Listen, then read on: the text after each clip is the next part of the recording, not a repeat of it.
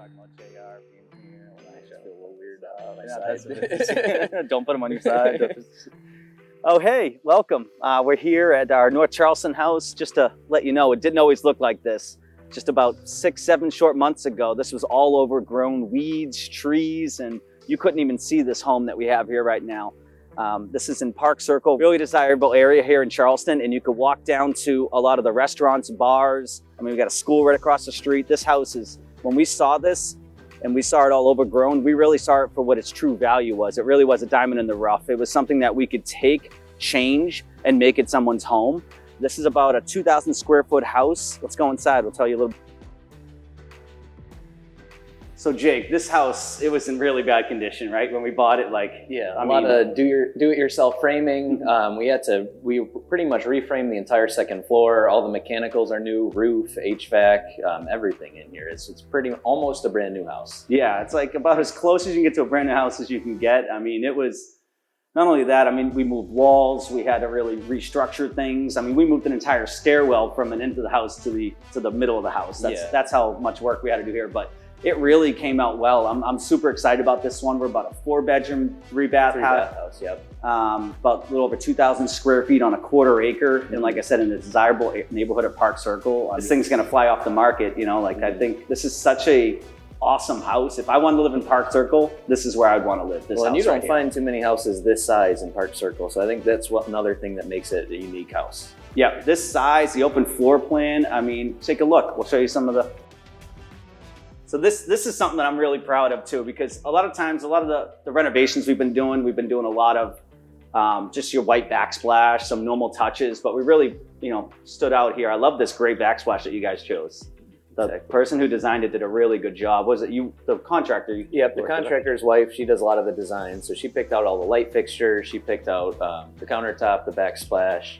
Wanted to make sure we had some nice appliances, gas stove in here. So yeah, they did a great job with this. They do very quality work. Yeah, especially whenever we have gas, we like to try to put gas in the stove, the HVAC, the water heater, because gas is that awesome feature. Number one, usually the gas bill is a little bit lower, but who doesn't like to cook with gas? Yeah. And that's an awesome stove to be able to cook on. So excited about that, but let's go take a look upstairs.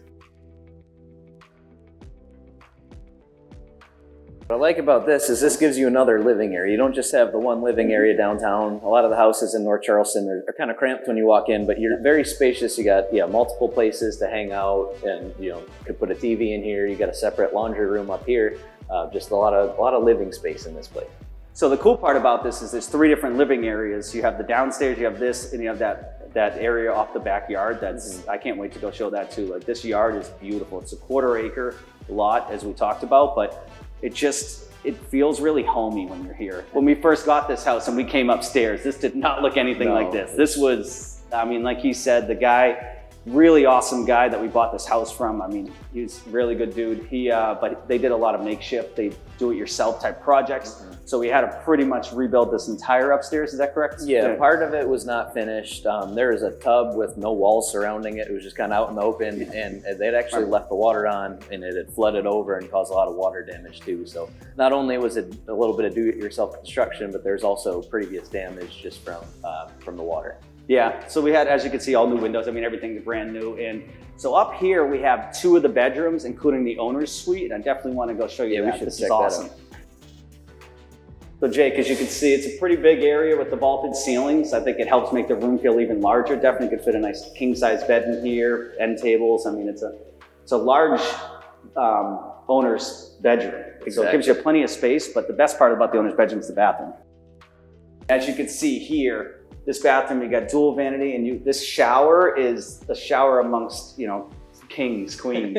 I mean, you got the overhead rain shower, you got the regular shower head, the dual niches. So I'm excited about that. Like, who doesn't want to come home and just have plenty of space in the shower? Exactly. It's awesome. And even you got some good storage space in here. It's another large closet area, walk-in closet. So you got plenty of space for extra clothes or whatever else you got going on. You really have everything you need in an owner's suite in this place. Yeah, I mean, super excited about it. And again, I'm happy for whoever's going to move in here and make it their home. So let's go take a look at the backyard and downstairs. Okay.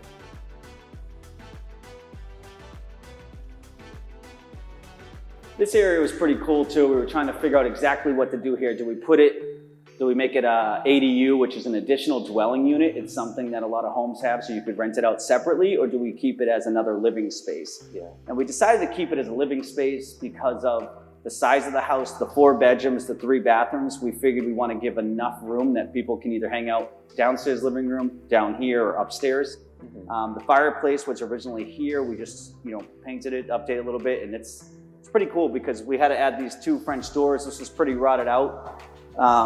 But we had a screened-in porch off the back of this that was pretty much collapsing, falling over. So ended up demoing that. Had to reframe all of this. Had moisture and termite damage. So yeah, this whole area was pretty much built brand new from the slab. Yeah, it's quite a project. As we said, overall we ended up purchasing this home for $125,000 directly from the seller.